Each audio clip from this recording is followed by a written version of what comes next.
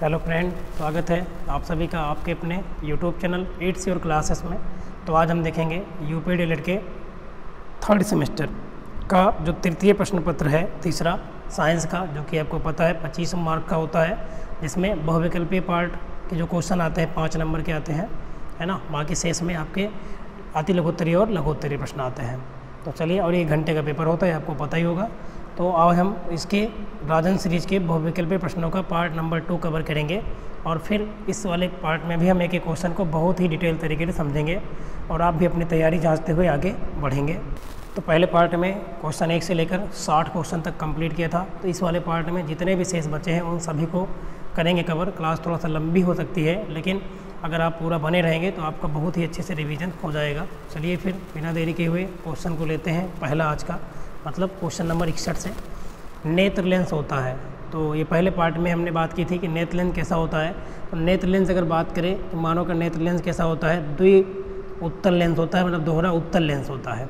अब यहाँ तो ये उत्तल लेंस होती है नहीं, तो इसमें अभिसारी और अपसारी बोल रहा है। तो जो उत्तल लेंस होता है ये आपका जो है अभिसारी लेंस होता है। कैसा लेंस होता है? अभिसारी। अभिसारी लेंस क्या होता है? वह लेंस जब लेंस से जब किरणें गुजरें तो लेंस को क्या करे, एक बिंदु पे इकट्ठा करे। तो ये क्या होता है? अभिसारी लेंस। तो कौन सा लेंस होता है? अभिसारी उत्तल लेंस। और दर्पण में बात करें तो अवतल दर्पण इसी तरह होता है। अभिसारी दर्पण, अभिसारी दर्पण किस दर्पण को कहते हैं? तो अवतल दर्पण को। वैसे अभिसारी लेंस किसे कहते हैं? तो अभिसारी लेंस किसे कहते हैं? उत्तल लेंस को। तो मानव नेत्र में अभिसारी लेंस होता है। तो ऑप्शन क्या सही हो जाएगा? पहला, अभिसारी। ठीक है ना। और अपसारी का मतलब होता है जो किरणों को डाइवर्ट कर देगा। तो ये होता है आपका अवतल लेंस। ये क्या होता है? जब किरणें इससे टकराती हैं तो यहाँ पर अपवर्तन के पश्चात ये अलग अलग दिशाओं में क्या करता है? किरणों को फैला देता है। तो इसलिए इसे कहते हैं अपसारी, अपसरित कर देता है किरणों को। ठीक है ना। अगला, संयुक्त सूक्ष्मदर्शी में वस्तु के सापेक्ष अंतिम प्रतिबिंब बनता है। तो संयुक्त सूक्ष्मदर्शी होती है वो क्या करता है? प्रतिबिंब को बड़ा बनाता है, और क्या बनाएगा? उल्टा। तो ऑप्शन नंबर 10 सही होगा इसमें। ठीक है ना। बड़ा और उल्टा बनाता है, और उल्टा प्रतिबिंब आप जानते होंगे कि वास्तविक बनता है ना। अगला क्वेश्चन देखेंगे, दूरदर्शी के अभिदृश्यक तथा नेत्रिका लेंस के बीच की अधिकतम दूरी क्या होती है? तो जो दूरदर्शी होती है उसके जो अभिदृश्यक और नेत्रिका लेंस के बीच की अधिकतम दूरी होती है उसको हम कहते हैं फोकस दूरी का योग, है ना। फोकस दूरियों का योग ही होता है। तो ऑप्शन नंबर क्या हो जाएगा? सा वाला सही हो जाएगा।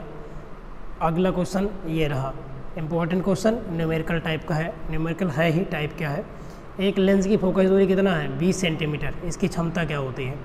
तो लेंस की जो क्षमता होती है ना, क्षमता, वो फोकस दूरी का क्या होती है? व्युत्क्रमानुपाती होती है। अगर आपसे परिभाषा पूछ ले कि लेंस की क्षमता किसे कहते हैं, तो लेंस के, क्योंकि देख रहे हो इनडायरेक्टली प्रोपोर्शनल है, पी प्रोपोर्शनल 1/f होता है।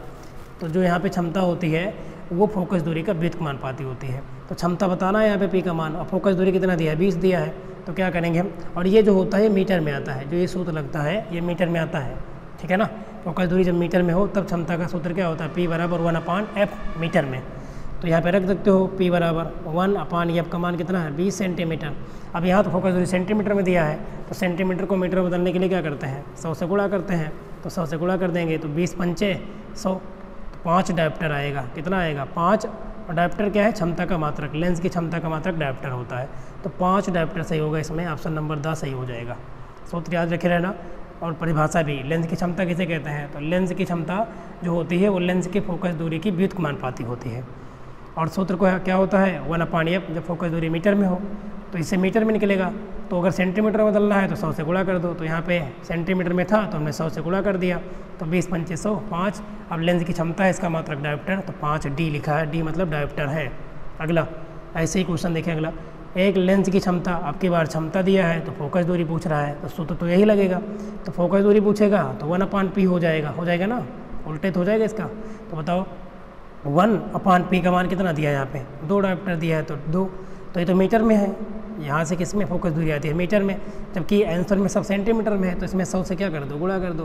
तो 50 दूना 100, कितना आ जाएगा? 50 सेंटीमीटर। ऑप्शन नंबर 7 सही हो जाएगा। समझ में आ गया होगा। अगला, दूरदृष्टि दोष से पीड़ित व्यक्ति का निकट बिंदु स्थित होता है। तो जब भी कभी किसी व्यक्ति की आंखों में दूरदृष्टि दोष होता है तो पहली बात आप जानें दूरदृष्टि दोष किसे कहते हैं। दूरदृष्टि दोष जब किसी व्यक्ति को होता है ना, तो दूर की वस्तुएं स्पष्ट दिखती हैं लेकिन नज़दीक की वस्तुएं स्पष्ट दिखाई नहीं पड़ती। और इस दोष में जो पीड़ित व्यक्ति है दूरदृष्टि दोष, उसका जो निकट बिंदु होता है वो होता है 25 सेंटीमीटर से अधिक दूरी पर, याद रखना, तो सा सही हो जाएगा। और निकट दृष्टि दोष बोले तो निकट दृष्टि दोष किससे कहते हैं, तो निकट दृष्टि दोष वह दोष है जिसमें निकट की वस्तुएं स्पष्ट दिखते हैं किंतु दूर की वस्तुएं स्पष्ट दिखाई नहीं देती, मतलब जो दोष होता है वहाँ की वस्तु साफ दिखती है। और दूर दृष्टि दोष को दूर करने के लिए उचित फोकस दूरी का उत्तल लेंस लगाते हैं, जबकि अगर निकट दृष्टि दोष को दूर करना है तो उचित फोकस दूरी का अवतल लेंस लगाते हैं। अगला, किसी गैस में निम्न प्रकार की तरंगें उत्पन्न हो सकती हैं, तो इसमें कैसी, गैस के अंदर केवल कौन सी तरंगें, अनुदैर्घ्य तरंगें उत्पन्न होती हैं, ठीक है ना। अनुदैर्घ्य मतलब जिन्हें चलने के लिए माध्यम की आवश्यकता होती है, तो ऑप्शन बा सही हो जाएगा। चलिएगा अगला क्वेश्चन लेते हैं हम। नेक्स्ट ये रहा, लोहे में निम्न प्रकार की तरंगें उत्पन्न हो सकती हैं, तो लोहे को अगर आप पीटते हैं तो उसमें ध्वनि निकलेगी, है ना, तो बताइए क्या होगा, ध्वनि अगर निकल रही तो अनुदैर्घ्य भी होती है। तो अगर लोहे के आंतरिक तरफ में देखें अंदर की ओर तो क्या होती हैं, अनुदैर्घ्य, और जो बाहर की ओर निकलती हैं वो अनुप्रस्थ तरंगें होती हैं। अनुप्रस्थ तरंगें मतलब जो चुंबकीय तरंगों की भांति व्यवहार करती है, मतलब जिन्हें चलने के लिए माध्यम की आवश्यकता नहीं होती, जबकि अनुदैर्घ्य में माध्यम की आवश्यकता होती है। तो इसमें बात सही हो जाएगा, अंदर की तरफ क्या निकलेगी, अनुदैर्घ्य, और बाहर की तरफ क्या निकलेगी लोहे के, जब हम पीटेंगे उसको तो ये हो जाएगा अनुप्रस्थ हो जाएगा। अगला, गोलीय दर्पण की वक्रता, त्रिज्या और फोकस दूरी में क्या संबंध है, तो ये बहुत सिंपल है, F बराबर क्या होता है R/2। जो फोकस दूरी है वो त्रिज्या की आधी होती है। R क्या है, वक्रता त्रिज्या, और ये क्या है, फोकस दूरी। तो इसका मतलब क्या है, जो फोकस दूरी आई ये त्रिज्या का कितना है, आधी है, तो F बराबर R/2 होता है। तो कौन सही हो जाएगा, ऑप्शन नंबर 7 सही होगा, देख लेते हो ना। F बराबर, अरे R एक कमार हो जाएगा इधर और बटे 2, तो F बराबर R/2 7 सही हो जाएगा। अगला देखो, इसमें आंसर दिया है, अब आंसर पे मत जाइए, आप एक्सप्लेनेशन पे ध्यान दें। एक उत्तल दर्पण, इसको मिटाना भूल गए हैं, एक उत्तल दर्पण की फोकस दूरी कितना है, 15 सेंटीमीटर, तो इसकी वक्रता त्रिज्या पूछ रहा है, तो बताओ क्या लगेगा, F बराबर R/2, ये सूत्र है आपके पास, ये जो लिखा है इसी पर रख दो आप। तो R का मान पूछ रहा है तो R बराबर क्या हो जाएगा बताओ, इस सूत्र से R एक का मान बराबर 2F, तो वक्रता त्रिज्या फोकस दूरी की डबल होती है। तो बताओ अगर फोकस दूरी 15 है तो वक्रता त्रिज्या कितना है, इस पर रख दो आप, तो 15 दूना 30 सेंटीमीटर, क्या सही हो जाएगा, बा वाला सही हो जाएगा। क्लियर। अगला क्वेश्चन लेते हैं, ये रहा अगला है क्वेश्चन, उत्तल लेंस से समान आकार का प्रतिबिंब बनाने के लिए लेंस के मुख्य अक्ष पर वस्तु को रखना होगा।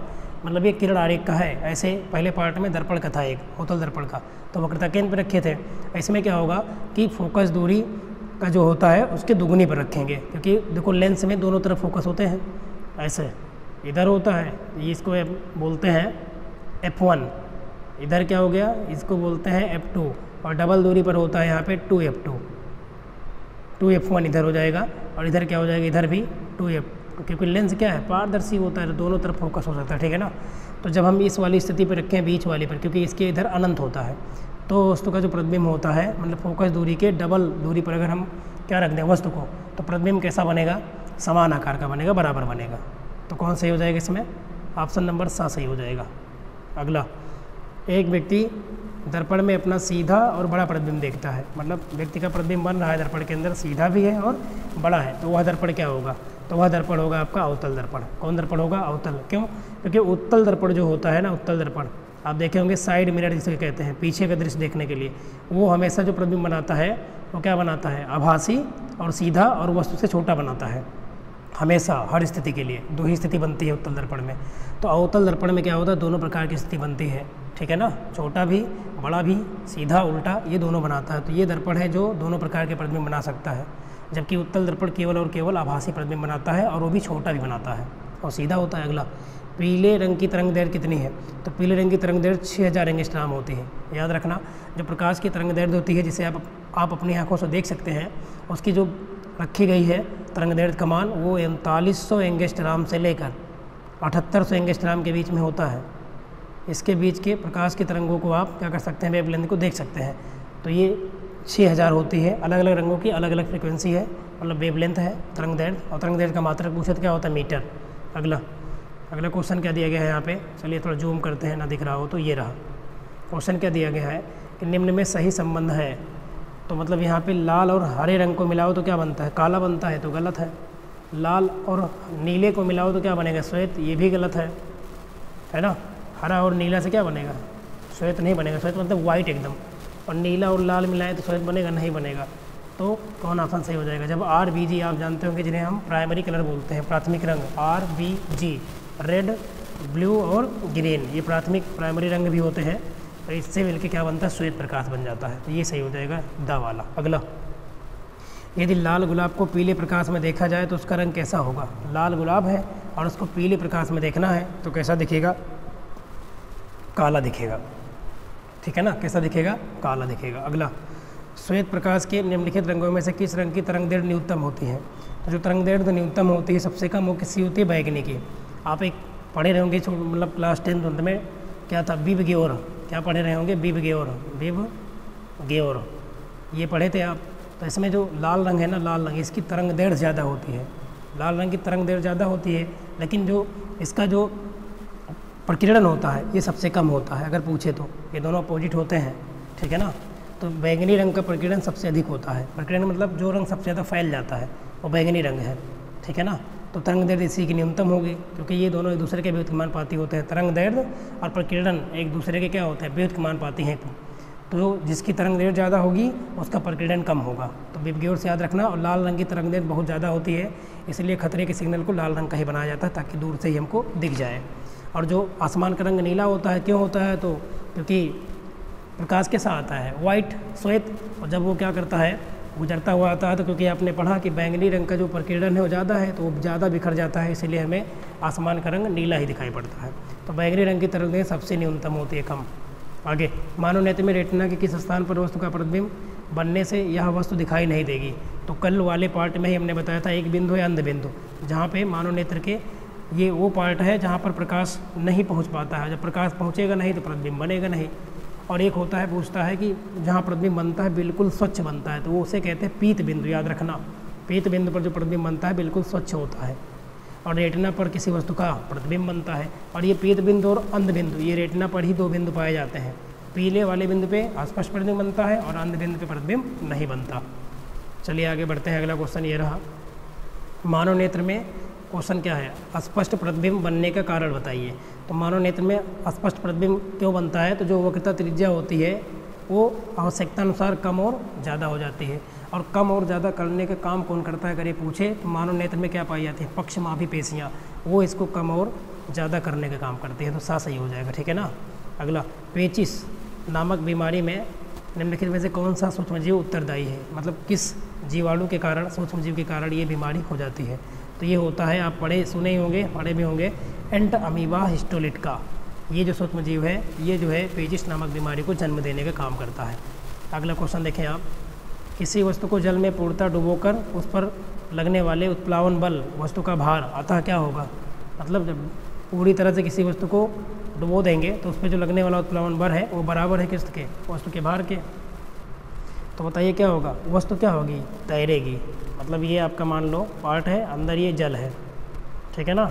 और आप क्या करें, किसी वस्तु को पानी में डुबो रहे हैं, तो जितने भार से आप इसको डुबो रहे हैं ना, पानी भी क्या करेगा इसको उतने भार से ऊपर की ओर, अगर बराबर है दोनों ये कह रहा है, तो बताओ क्या होगा, वस्तु ऊपर क्या होगा, तैरेगी। और जब आप ऊपर से जब बल लगाएं बाहर से, ये ज़्यादा हो और उत्प्लावन बल का मान क्या हो, कम हो, तब वस्तु क्या होती है, डूब जाती है। चलिए आगे देखते हैं हम अगला क्वेश्चन। नेक्स्ट ये रहा क्वेश्चन, क्या दिया गया है, ऊष्माधारिता का मात्रक है। ये आप पहले भी पढ़ चुके हैं। ऊष्माधारिता का मतलब क्या होता है, तो कैलोरी और प्रति क्या होता है, ऊष्माधारिता का मतलब होता है कैलोरी प्रति ग्राम होता है। इसमें गलत दिया गया है, तो कैलोरी तो केवल ऊष्मा का मात्रक होता है, ठीक है ना। ऊष्माधारिता का होता है कैलोरी प्रति ग्राम, तो इसमें कोई भी ऑप्शन सही नहीं है। अगला, कंडुआ रोग लगता है। जो कंडुआ रोग होता है ये किस में लगता है, गेहूँ में लगता है ना, जिसको गाँव के भाषा में भाषा में गंडुआ रोग भी बोलते हैं, ठीक है ना। अगला 83 नंबर देखें आप, प्रतिजन निम्नलिखित रुधिर कणिका की भित्ति पर चिपकी होती है। तो प्रतिजन जो होती है वो क्या होती है, RBC जो कणिका होती है, रेड ब्लड सेल्स या फिर रेड ब्लड कॉर्पसेल्स कहते हैं। इसके जो कोशिका भित्ति हो इस पर प्रतिजन चिपके होते हैं, है ना। अगला क्वेश्चन देखिए आप, एकांक क्षेत्रफल पर लगने वाले अभिलंबोत बल को क्या कहते हैं। मतलब ये कोई क्या है, वस्तु है, इसका क्या होगा, यहाँ पे एरिया होगा, और इस पे जो लगने वाला बल है ये, तो इसे क्या कहते हैं, इसे कहते हैं दाब। तो एकांक क्षेत्रफल पर लगने वाले अभिलंबोत बल को क्या कहते हैं, दाब, याद रखना। और ये बराबर क्या होता है, दाब P बराबर होता है यहाँ पे बल बटे क्षेत्रफल। P बराबर क्या होता है, F बटे A, मतलब F मतलब फोर्स बल, A मतलब एरिया क्षेत्रफल। ठीक है ना। तो एकांक क्षेत्रफल पर लगने वाले बल को क्या कहते हैं, दाब कहते हैं। और दाब का अगर मात्रक पूछे तो क्या होता है, पास्कल। दाब का मात्रक अगर पूछ ले तो क्या होता है, पास्कल। और पास्कल ना हो तो क्या होगा, बल का मात्रक न्यूटन और ये क्षेत्रफल का मात्रक मीटर स्क्वायर, तो न्यूटन प्रति मीटर स्क्वायर भी होता है। ऊर्जा किसे कहते हैं, तो कार्य करने की क्षमता को ऊर्जा कहते हैं। ऊर्जा का मात्रक क्या होता है, जूल होता है। कार्य किसे कहते हैं, तो आपको पता ही होगा, है ना। कार्य क्या होता है, कार्य किसी वस्तु पे जब हम बल लगाकर बल की दिशा में क्या करते हैं, विस्थापन करते हैं तो उसे क्या कहते हैं, कार्य कहते हैं। और कार्य का भी मात्रक क्या होता है, जूल होता है। कार्य ऊर्जा का ही रूप होता है, इसलिए दोनों के मात्रक सेम होते हैं, जूल। आवेश, आवेश सबको पता होगा कि आवेश क्या होता है, किसी भी पदार्थ का वह गुण जिसके कारण उस पदार्थ में या तो विद्युत क्षेत्र बनेगा या तो फिर चुंबकीय क्षेत्र को बनाता है, आवेश कहलाता है। और आवेश कितने प्रकार के होते हैं, 2 प्रकार के, धनावेश और ऋणावेश। और आवेश का मात्रक पूछे तो क्या होता है, कूलाम होता है। इतना चीज़ याद रखेंगे आप। अगला सेशन पसंद आ रहा हो तो लाइक भी कर देना, ठीक है ना, और अपने फ्रेंड तक शेयर भी कर देना। चीनी उद्योग में गन्ने के रस को रंगीन करने के लिए क्या प्रयुक्त होता है, तो उसको रंगीन बनाने के लिए जो देखते हैं आप बिल्कुल वाइट सा दिखता है, तो उसमें प्रयोग किया जाता है जंतुओं का चारकोल। चारकोल क्या है, जो हड्डियों से बनाया जाता है, ठीक है ना। तो जंतु चारकोल का प्रयोग करते हैं। तो अगला क्वेश्चन देखिए, ये रहा क्वेश्चन, क्या दिया गया है, चीनी उद्योग में। अच्छा, ये तो वही क्वेश्चन है, तो ये तो आपको पता ही हो गया। देखो 2018 में पूछा गया क्वेश्चन है। तो जंतु चारकोल होता है। अगला, घड़े में पानी जो रखा होता है, आप देखते हैं किस विधि के द्वारा ठंडा होता है। तो आप पढ़े होंगे कि ऊर्जा या फिर ऊष्मा संचरण की 3 विधियाँ हैं। कौन कौन, चालन, संवहन और वाष्पन, ठीक है ना। चालन, संवहन और विकिरण, ये है। तो इसमें कह रहा है कि जो घड़े का पानी होता है ठंडा क्यों लगता है, तो वाष्पन क्रिया होती रहती है, ठीक है ना। वेपरेशन क्रिया के द्वारा जो घड़े का पानी होता है ये ठंडा रहता है। अगला, एजू सेट क्या है, तो एजू सेट क्या है, ऐसे लिखा होता है इंग्लिश में, एजू सेट।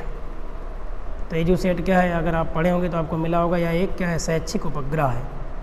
क्या होता है, शैक्षिक सैटेलाइट होता है। अगला देखिएगा, पत्ती में पाया जाने वाला रंध्र स्थित होता है। रंध्र कहाँ पाया जाता है, तो पत्ती में पाया जाता है, तो क्लियर है।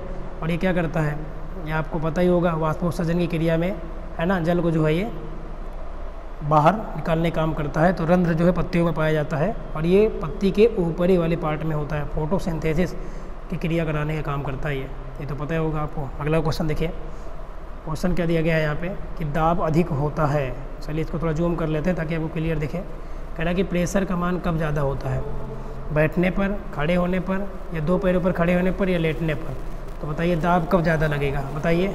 तो जो दाब होता है, अभी सूत्र आप पढ़े थे, दाब जो होता है ये क्या होता है, एकांक क्षेत्रफल पर लगने वाला बल होता है, ये होता है।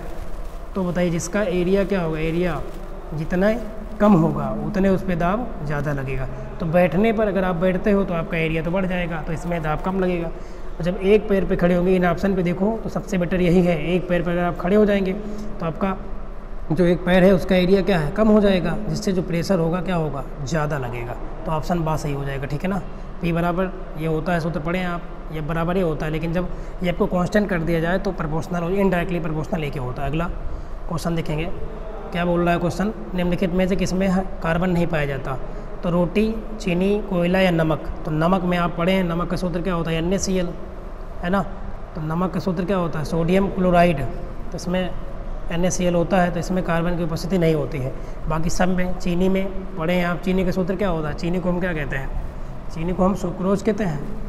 क्यों, इसका सूत्र क्या होता है, C12H22O11, C12H22O11।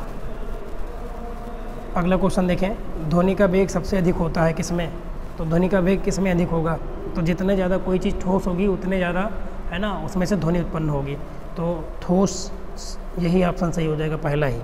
ठोस में सबसे अधिक ध्वनि उत्पन्न होती है और सबसे कम गैस में, और निर्वात में तो इसका गमन ही नहीं हो सकता है, मतलब निर्वात में शून्य हो जाता है।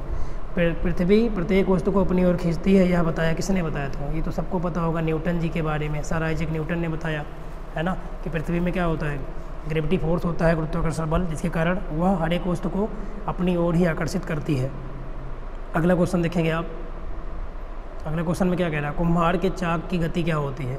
तो इसे अगर देखा जाए तो इसमें जो दिया है सीरीज में, ये तो बा है, ये तो हमें नहीं लग रहा है, सरल रेखा थोड़ी ना होती है यार, एक सीधी रेखा में थोड़ी चलता है। तो कुम्हार के चाक से एक पॉइंट पर स्थित होता है और इसी के चारों ओर से घूमता है, तो ये तो इस गति को हम घूर्णन गति कहते हैं। है ना। तो इसमें देख लेना, हमारे अनुसार तो घूर्णन सही होना चाहिए। अगला, सामान्यतः ब्रिज की लंबाई कितनी होती है? तो ब्रिज की जो लंबाई नॉर्मली होती है वो 3 मीटर से लेकर 30 मीटर के बीच में होती है।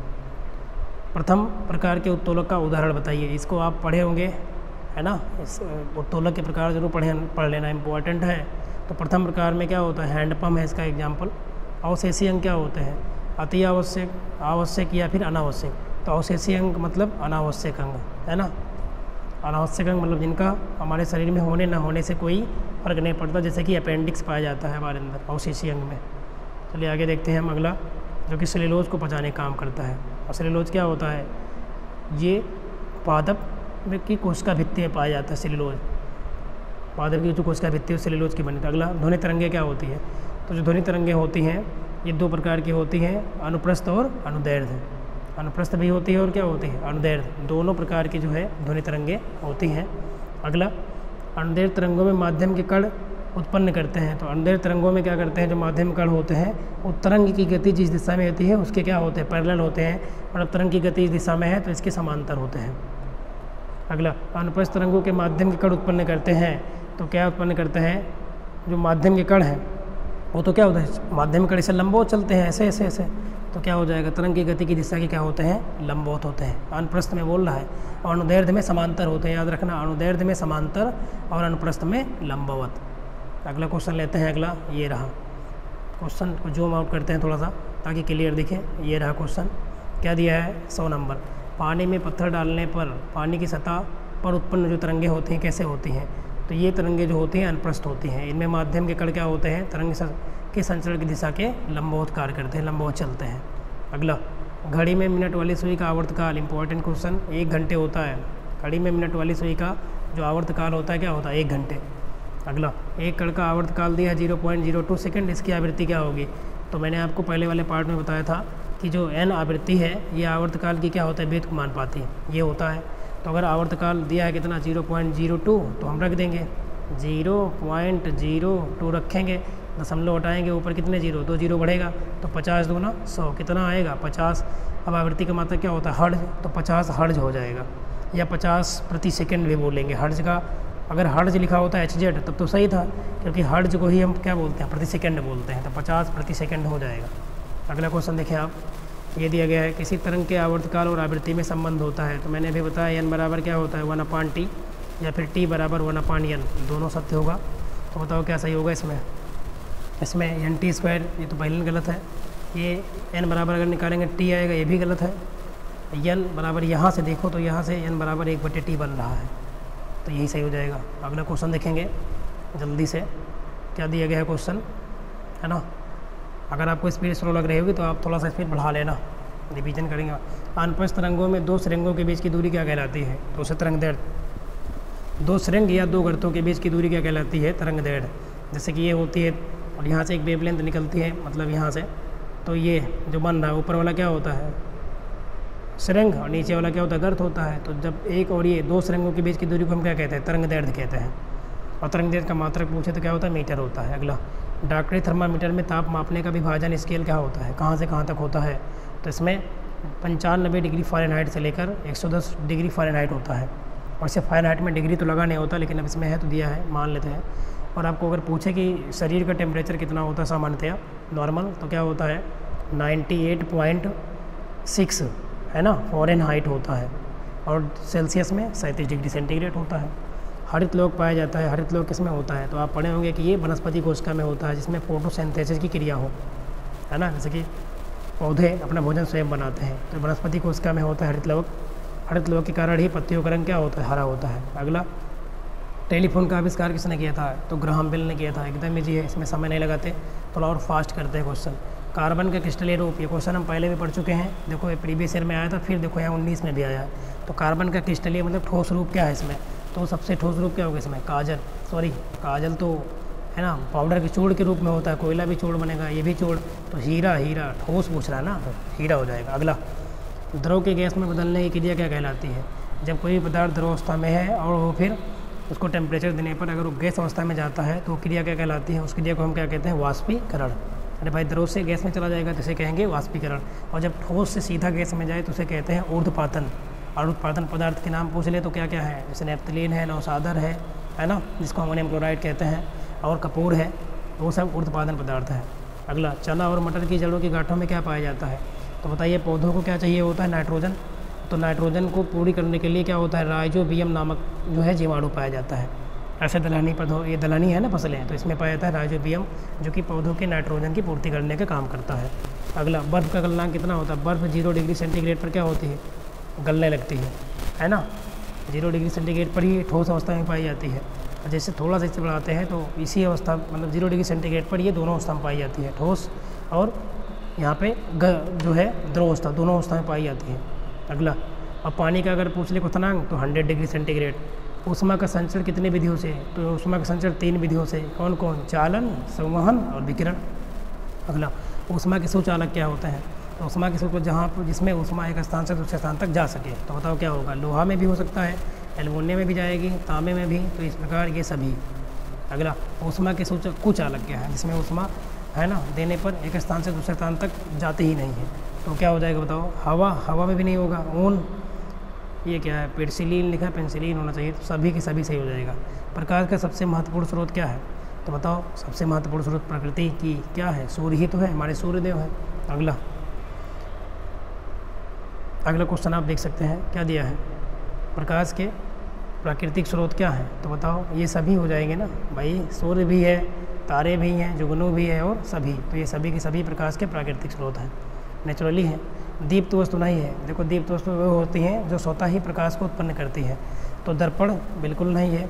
सूर्य दीप्त है क्या, दीप्त, तो सूर्य तो दीप्त में, अच्छा दीप्त नहीं है पूछ रहा है ना, तो ये तो दीप्त में आएगा, जलते हुए मोमबत्ती भी दीप्त है, लालटेन भी दीप्त है, तो इसमें दर्पण ही सही होगा, नहीं पूछा है, नहीं अगर पूछता है ना तो बाकी ये सभी सही हो जाती है। दीप्त है, स्वतः ही प्रकाश का उत्पन्न करते हैं, वही वस्तुएं जो स्वयं प्रकाश उत्पन्न करती हैं, देखो अगले में ही पूछा है क्या कहलाती हैं, तो उन्हें कहते हैं दीप्त वस्तुएं, जो स्वतः प्रकाश उत्पन्न करें उन्हें दीप्त वस्तु कहते हैं।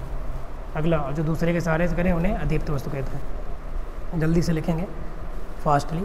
कार बस ट्रक के चालक के पास दाईं ओर देखते हैं आप, एक दर्पण लगा होता है, उसकी सतह से वह चालक अपने पीछे आने वाले वाहनों को देखता है, उसे क्या कहते हैं, उत्तल दर्पण, मैंने बताया था है ना। पीछे का दृश्य देखने के लिए साइड मिरर क्या होता है, उत्तल दर्पण बोलते हैं, जो कि क्या होता है, एक अपसारी दर्पण होता है ना, उत्तल दर्पण अपसारी दर्पण होता है, और इसका दृष्टि क्षेत्र क्या होता है, बहुत ज़्यादा होता है, सबसे अधिक होता है। अगला, कंपन करने वाली वस्तु द्वारा एक कंपन में लगा समय क्या कहलाता है, तो आवर्तकाल। कंपन करने वाली किसी वस्तु द्वारा एक कंपन में जितना समय लगेगा, वैसे भी देख लो समय है, समय मतलब आवर्तकाल।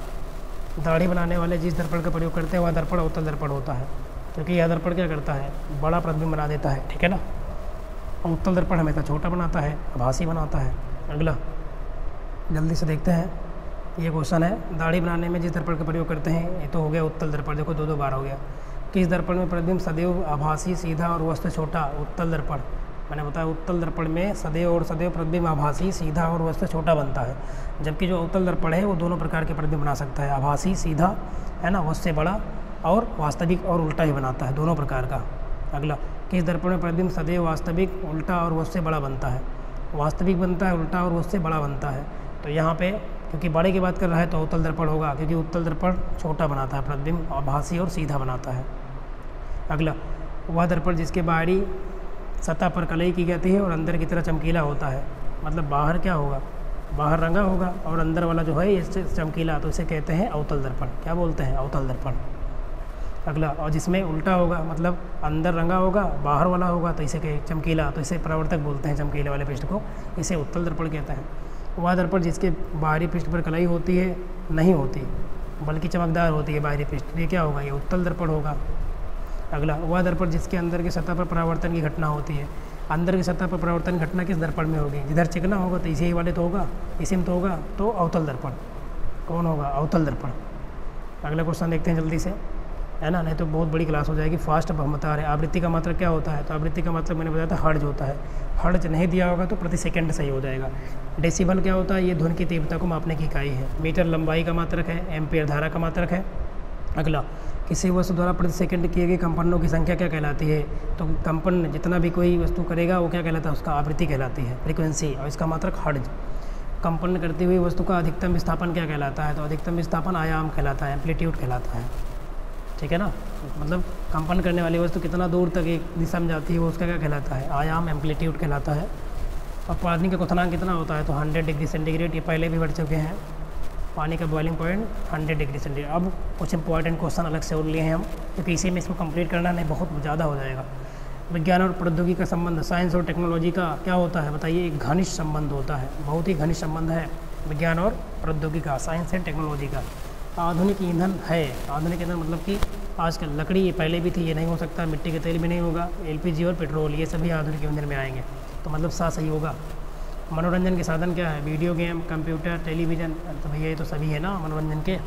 स्वस्थ मनुष्य के शरीर का ताप कितना होता है, तो बताइए 37 डिग्री सेंटीग्रेड, या फिर मैंने बताया था ऊपर ही 98.6 डिग्री फ़ारेनहाइट। देखिए स्पीड ज़्यादा क्यों रखा है, क्योंकि क्लास का समय हो रहा है बहुत ज़्यादा, फिर आप ही बोर हो जाएंगे। तो अगर स्पीड कम करके आप देख लेना आराम से। ओजोन परत को क्या कहते हैं, ओजोन परत को हम क्या कहते हैं बताओ, जीवन रक्षक परत, ये तो कहते हैं ना। ये हमें क्या करती है, ओजोन की जो परत होती है ये हमें पराबैंगनी किरणों से बचाती है। अगला, ओजोन परत के क्षरण का क्या कारण है, तो मेनली आप देखते होंगे जो क्लोरोफ्लोरोकार्बन है, जिसको CFC गैस कहते हैं, ये सभी के सभी हैं, है ना। बाकी देखें तो सभी हैं, लेकिन जो मेनली अगर पूछे तो यहाँ पे क्लोरोफ्लोरोकार्बन है CFC, जो कि कहाँ से निकलती है, फ्रिज से निकलती है। दाब का सूत्र पहले भी पढ़ा चुके हैं कि P बराबर क्या होता है, F/A होता है। एकांक क्षेत्र पर लगने वाले बल को क्या कहते हैं, दाब कहते हैं। तो P बराबर F/A है, बताओ कौन सही होगा, पहले सही होगा, P बराबर F/A। और दाब का मात्रक पूछे तो क्या होता है, पास्कल होता है, क्योंकि पास्कल जी ने इसके बारे में बताया था। और पास्कल ना दिया हो तो क्या होगा, F का मात्रक न्यूटन और A का मतलब मीटर स्क्वायर, तो न्यूटन प्रति मीटर स्क्वायर सही हो जाएगा। अगला, ये देखो पास्कल मात्रक है, किसका मात्रक है, दाब का। ऊर्जा का मात्रक क्या होता है, जूल होता है ना। त्वरण का मात्रक क्या होता है, मीटर पर सेकंड स्क्वायर। बल का मात्रक क्या होता है, न्यूटन होता है। चलिए अगला, और ये लास्ट पेज है, जितने भी क्वेश्चन हमें इंपॉर्टेंट लगे, है ना, उन सबको भी कवर कर लिया। BOD का पूरा नाम पूछ लेगा आपसे, क्या होता है, बायोलॉजिकल ऑक्सीजन डिमांड। और ये क्या होता है, ये जल प्रदूषण का मापन करने के लिए होता है ना। BOD का मतलब है जल की प्रदूषण का माप करने के लिए ये किया जाता है। इसका फुल फॉर्म याद रखना, बायोलॉजिकल ऑक्सीजन डिमांड होता है। अगला, ग्लोबल वार्मिंग का क्या अर्थ है, तो ग्लोबल वार्मिंग का अर्थ क्या होता है बताइए, पृथ्वी जब हीट होने लगती है, गर्म होने लगती है, तो ठंडे होने को नहीं कहते हैं, गर्म होने को। ग्लोबल वार्मिंग का मतलब है गर्मी का ज़्यादा होना, तो पृथ्वी का गर्म होना। अगला और लास्ट क्वेश्चन हमारी तरफ से, ग्लोबल वार्मिंग के कारण क्या है, तो बताइए यहाँ भी क्योंकि गर्मी बहुत बढ़ेगी, तो चाहे जहाँ की ध्रुव होगी, इन दोनों जगह की क्या होगी, बर्फ़ें क्या होगी, पिघलने लगेंगी। आप आंसर सही हो जाएगा। तो आशा करता हूँ आपको ये वीडियो बहुत ही पसंद आएगा और एक अच्छा नंबर आप स्कोर करके आएंगे। एक विकल्प एक भी छूटेगा नहीं, हम कह रहे हैं, इतना एक्सप्लेनेशन हमने कर दिया है इस, है ना, पार्ट में। तो चलिए, वीडियो देखने के लिए आप सभी का बहुत बहुत धन्यवाद।